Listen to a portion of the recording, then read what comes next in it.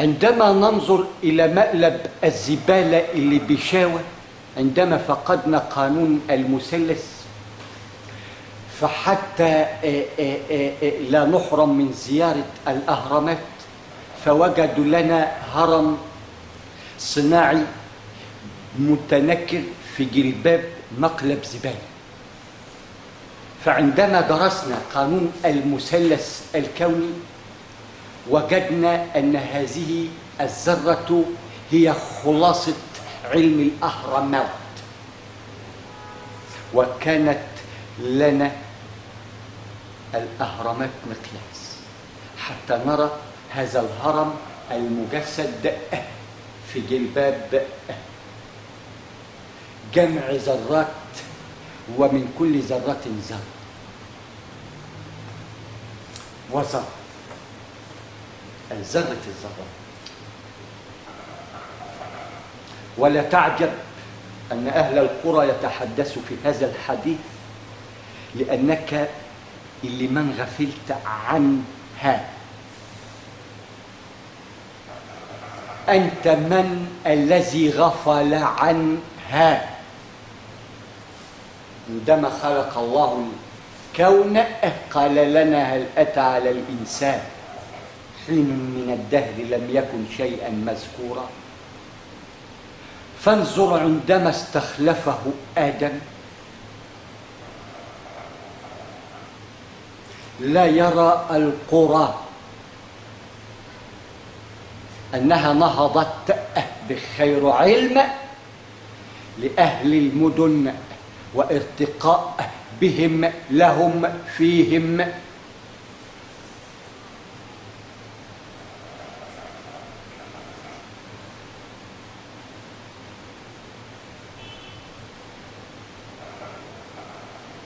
فتقوى الله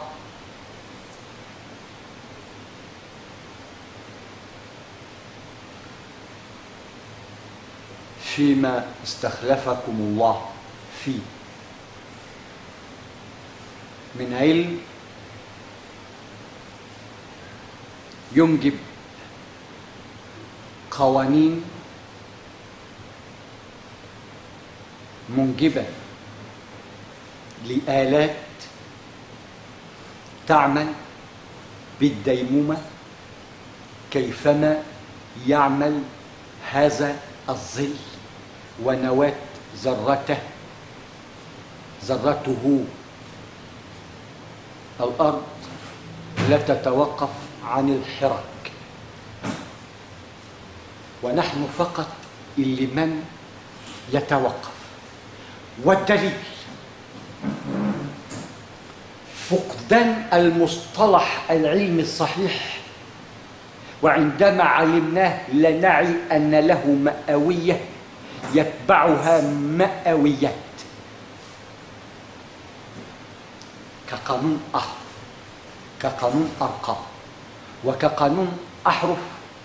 ألف به ألفية تشكل لنا ظل بمقياس ذرة تسكن لوقح رياح مشكاة، وإن لو لم تمسسه نار. وعي ادخل القرآن حتى تتمكن من الرؤية.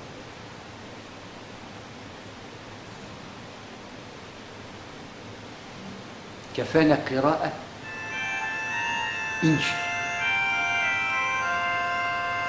لابد أن نعي من أين يدخل القرآن. ورفعها ووضع المفتاح مثلث 3 أنجم في السماء مقياس، وخير خليفة جسدوا لنا هذا المقياس أهرامات. فعندما اصطفى الإنسان يكون له خليفة في بني الإنسان، حتى تعي أن لست لوحدك لوحدكم خليفة، بل يوجد من هو يسمى في القرآن أمم أمثالكم. اصطفى في عالم الطير النسر يشكل له خليفة في هذا الكون المجسد من أمة طائرة، منهم صفات ويقبض. صفات الأربعة كواكب الدفع الرباعي، نجم جمع نجوم. واستخلف في أمة النسور، أمة الطير، النسر. واستخلف ويمتلك القانون ويعمل به، وتراه خير ملك نكف سيدنا سليمان ويعي ما يقول واعلم ما صار له من خلال ملك الفكر.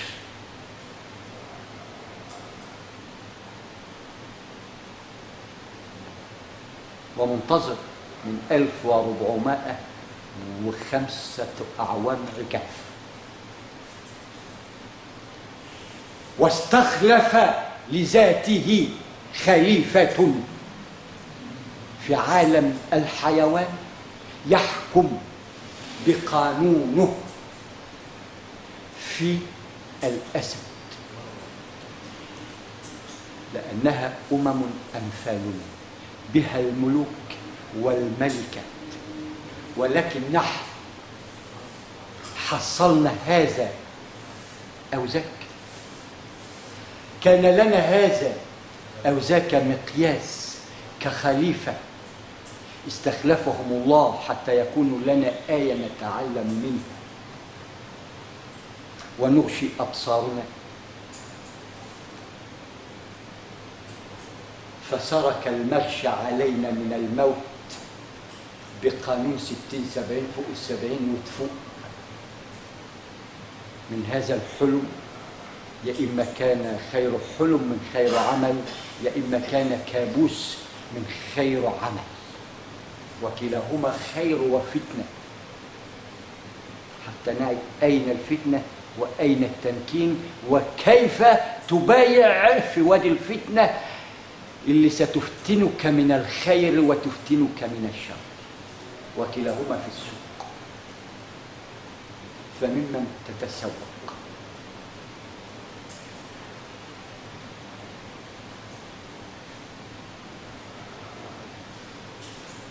ويشكل لنا الأسد خير مستخلف ويعمل خير عمل ملك الغابة، مسيلة 3 أيام يأكل الوجبة، يقعد عليها 3 أيام، تمر عليه الضحية لا يأكلها فهي في أمان، وعندما يكون جائع فلا مفر لا وزر. يعو هذا المقياس تماما ويعمل عليه، وتراه خير ملك الأسد، والنسر خير ملك للطير، والنملة خير ملكة لجندها.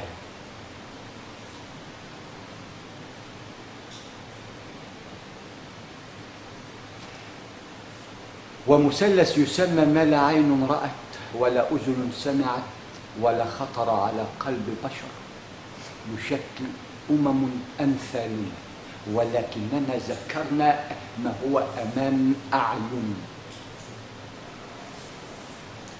حتى يكون مقياس كوني بين يخسي ما يقال وسيقال خارج نطاق المعادلة والقانون، قانون المسمى والمعادلة الرقمية له حتى نعي كيفية الحركة الدائبة أي الدائمة المتجددة، وكيفية استخدام الحركة الكونية مصدر طاقة، وكيفية استخدام مصادرها الخمس: الماء، النار، الهواء، التراب، الحديد، مصادر طاقة، وكل مصدر في ذاته نواة يتعنصر منها ويتشع بقانون التشريع القائم على الأحرف والأرقام، بمقياس مثلث نواة الذرة يجوب عبر لواقح الرياح نواة المجرة الكونية.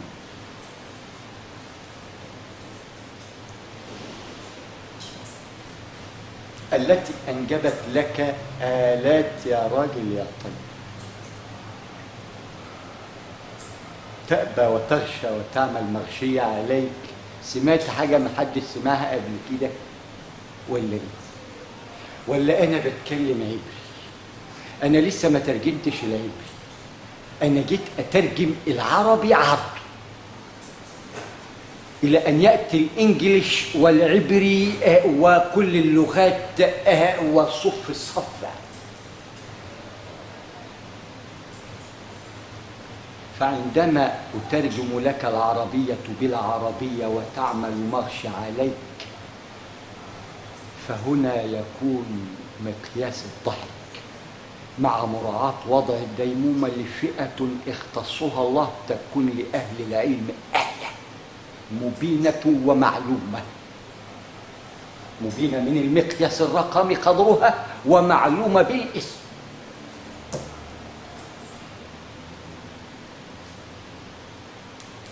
حتى ترى من المثلث مقاييس.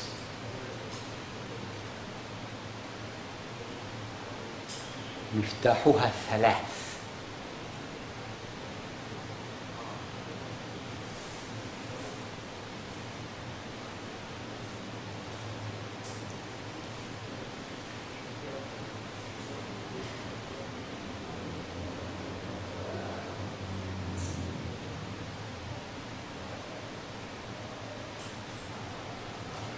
فأنا احترت معاك، مع إني أعلم من الله أنك لا تشكل لي حيرة، ولكن تسببت في وقف حال 90 مليون إنسان. يا هذا الضال ولست دال، لأنك أضللت الطريق، ووجب علينا أن نعلمك حتى تعي أنت بتدهول فيه.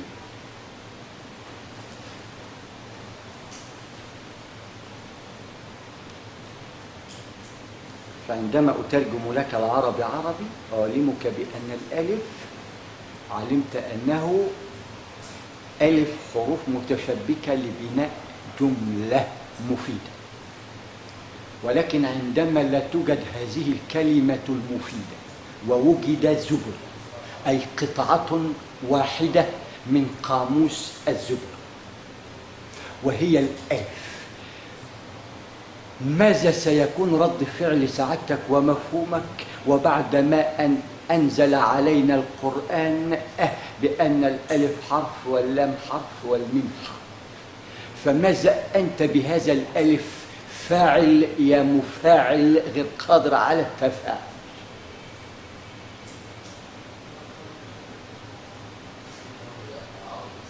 وتعي أن هذا الألف يشكل أمام عينك اللي تعلمها أكثر من نفسك، لأنها ترى من يخاطبك قبل أن يصل إلى نفسك. وأحمد الله أنك ترى واحد منتصب يشكل لك ألفية قائم على ما يسمى يوم الله الألف عام، شعره الأسود يوم 50، شعره الأبيض يوم الماء. دي بداية اللانهاية، وهذا الشخص في المنتصف بقانون أشخاص كفاية، لأنك كذلك وذاك وهو وأنت خير ظل.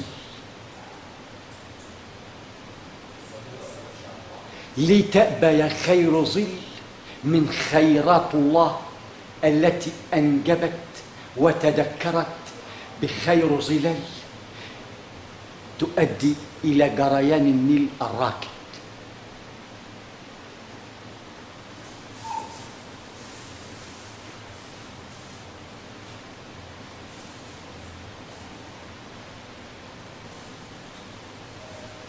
فهذه هي الترجمة العربية عربية. ترى هذا الألف ألفية منتصبة، ألف يشكل لك معارك صراط مستقيم تجري في أحشاء وفي قلب وفي عقل.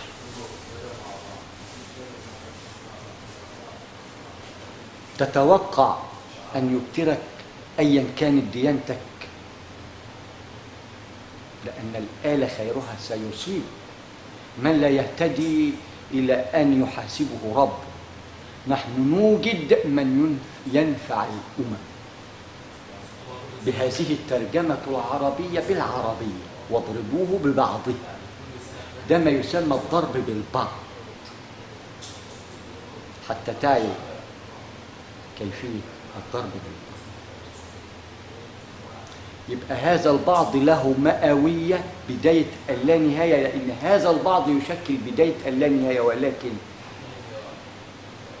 نوع البعض اللي انت هتضرب به ايه؟ اضرب ولا تحدث. عندما تعي أن الفاتحة تشكل معارج ومدارك ونواة أم الكتاب إن لم تراها في أعوذ بالله من الشيطان الرجيم فقط، أنها آية تشكل أم الكتاب. بتحمد الله على علم هذا المثلث اللي سهل عليك معارج ومدارك وتوضيح اللغة ببعضه. الحرف يتتبعه المئوية التابعة له، لأنها ستذكر به وتؤدي لجري هذه العشار. والحرف والرقم كذلك، رقم في المصطلح ولكن له مئوية علمية بتبدأ من 11.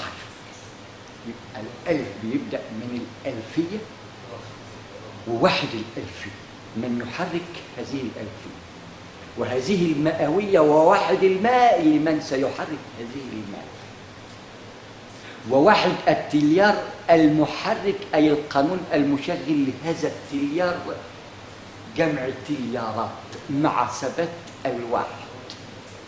الشاهد بمالك هذا القانون ومواده اللي نحن أوهن الوهن منها.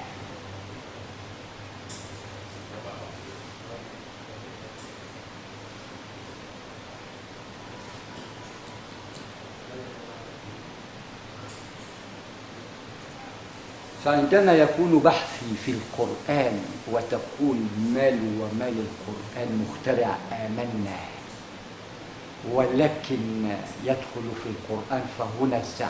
ليه يا أخي؟ احتكرت هذا القرآن؟ اتخذت مع الله عهدا على أن هذا القرآن لك أنت فقط، ونحيت منه البقرة اللي أول ما تدخل بعد الفاتحة عليها، وباقي الأنعام اللي لنا مقياس بشكل أمم أمثالنا فيه ملوك وملكات وذكرناهم، وخير خليفة لمن يحمل قوانين مقدسة إلا نحن مصرين على قوانين نضعها نحن،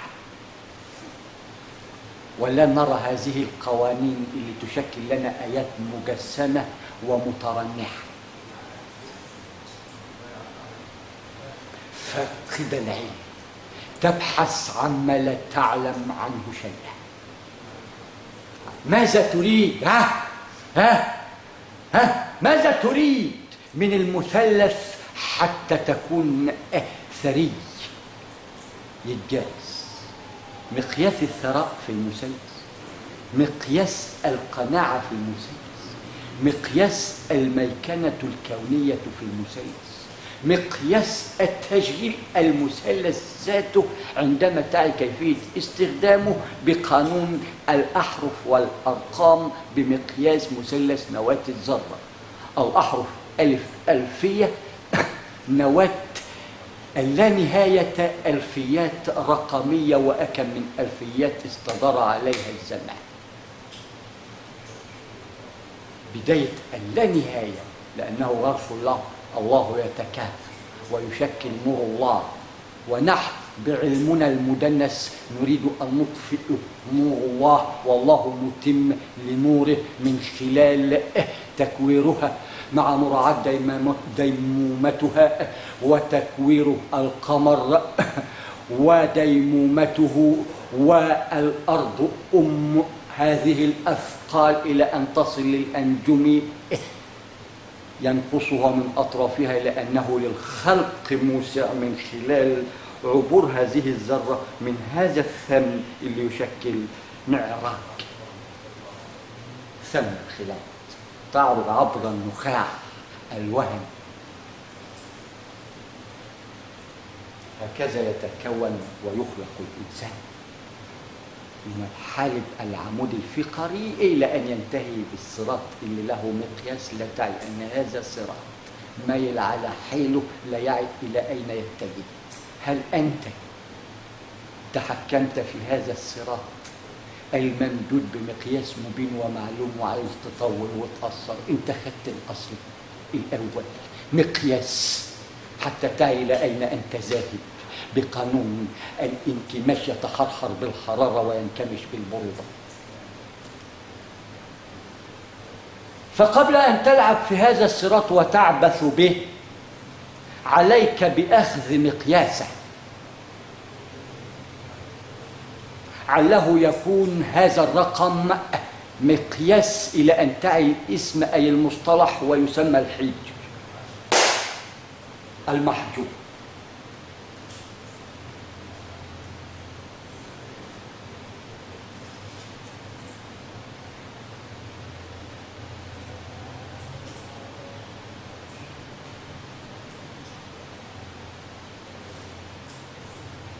فقالوا من يأتيه هذا القانون المؤدي لراحة الرئيس وعلمائه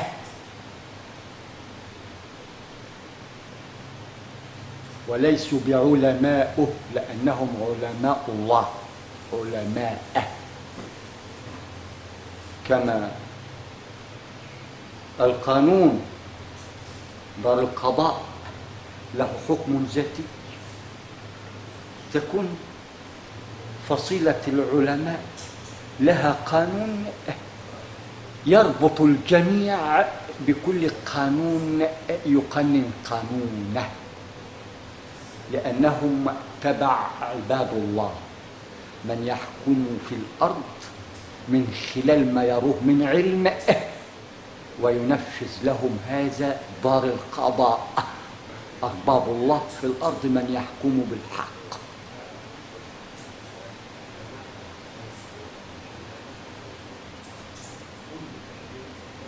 وأسمع من ذات شخص مترجل يأتي لي بشكوى يقول لي أتيت إلى المحكمة وأعطيت لسيادة القائد العالم المبجل المحترم سيد هذه المنصة أي الرئيس يشكل لنا القاضي اللي سينهي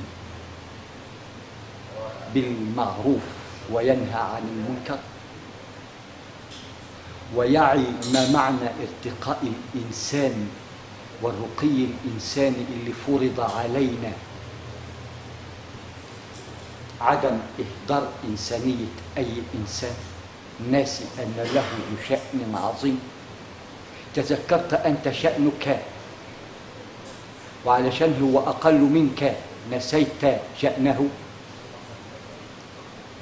تلوح له البطاقة كما تلوحها لكلب. هل أنت من سيأتي لي بحقي؟ يا من لوحت هذه البطاقة لشخص لو علمت قدره سيزيلك اليوم أو الغد، وأنت تعلم نفسك يا سيدي القاضي، لأن سيرفع عليك قضية قائمة على إهدار إنسانية الإنسان اللي أنت فرض عليك من خلال راتبك اللي بتتعاطى أن تترافع عن إنسانيته المهدرة، بقت مهدرة من كلاكما، وبناء عليكما قامت عليكم القيامة. لست أنا من يقول، بل قانون يتكلم يتحدث.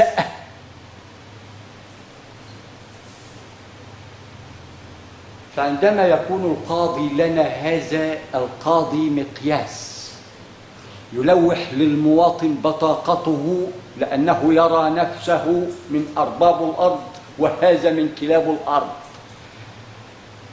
يا سيدي القاضي، ألم يفرض علينا احترام الكلاب بما أنها لنا حارسة، وارتقينا بالكلاب وأكلناها بلو بيف، مش لاقيه الفقير بتاعك انت يا سيدي القاضي،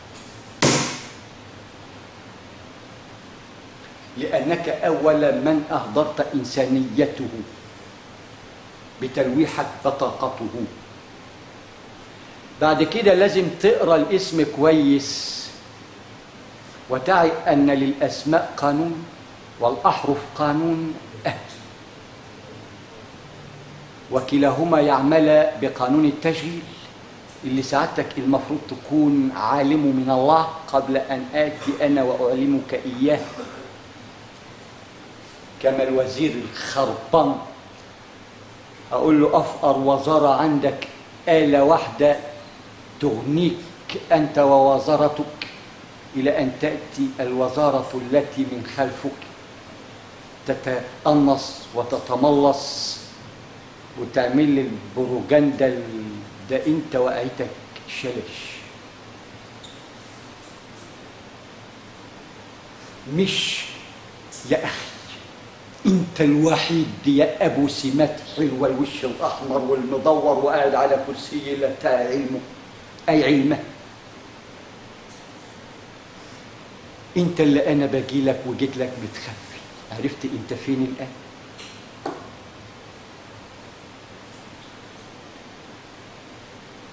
لأن من أتيه متخفي أدعو الله عليه بعلم يعلمه هو علمني إياه، وصاحب هذا الدعاء أي المدعي عليه أي المدعو عليه يعني هكذا يكون اكتمل المثلث، قابل الدعاء ومعلمه